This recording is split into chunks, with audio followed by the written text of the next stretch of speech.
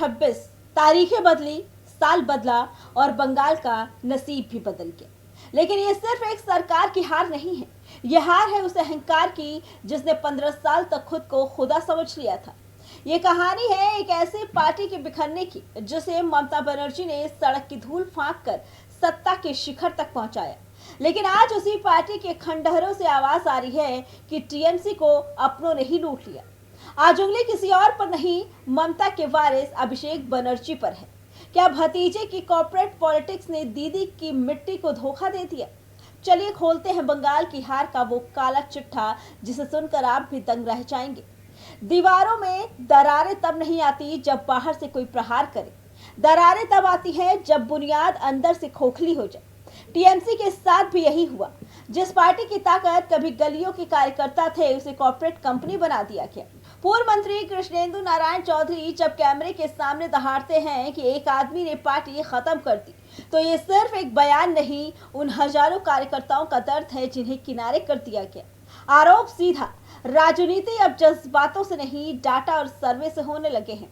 पसीने की जगह प्रेजेंटेशन ने ले ली। आईपैक के वो लड़के जो इसी गाड़ियों में घूमते थे, वो जमीन पर लाठी खाने वाले पुराने सिपाहियों को राजनीति सिखाने लगे। पूर्व विधायक खगेश्वर रॉय का गुस्सा जायज है। जब असली सिपाही के हाथ में झंडा छीनकर लैपटॉप थमा दिया जाएगा तो हार तो मुकद्दर बनी ही थी। लेकिन इस हार का सबसे बड़ा विलन बना वो नाम जिसे अभिषेक बनर्जी का साया कहा जाता था।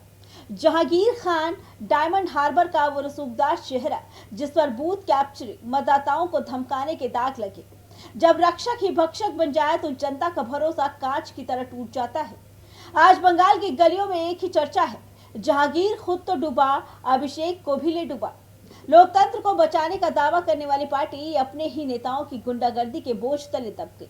दर्द देखिए, राज चक्रवर्ती जैसा चमकता चेहरा कहता है कि उसकी राजनीति सफर को खत्म कर दिया गया। मनोज तिवारी जैसे खिलाड़ी को मंत्री बनाकर भी बेबस कर दिया गया। ये वो लोग थे जो बदलाव चाहते थे, लेकिन अभिषेक की मैनेजमेंट वाली दीवार ने इन्हें अपनों से ही दूर कर दिया। आज टीएमसी में मां माटे मानुष की आवाज नहीं बल्कि सिर्फ यस सर की गूंज बची है। तो क्या मान लिया जाए कि टीएमसी का सूरज अस्त हो चुका है?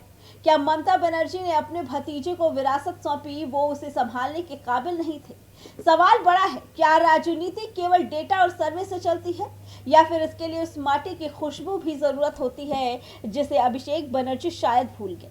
इतिहास गवाह है, जब जनता के मन में नफरत बैठती है तो वो सिर्फ सरकार नहीं गिराती, वो पूरा सिस्टम उखाड़ फेंकती है।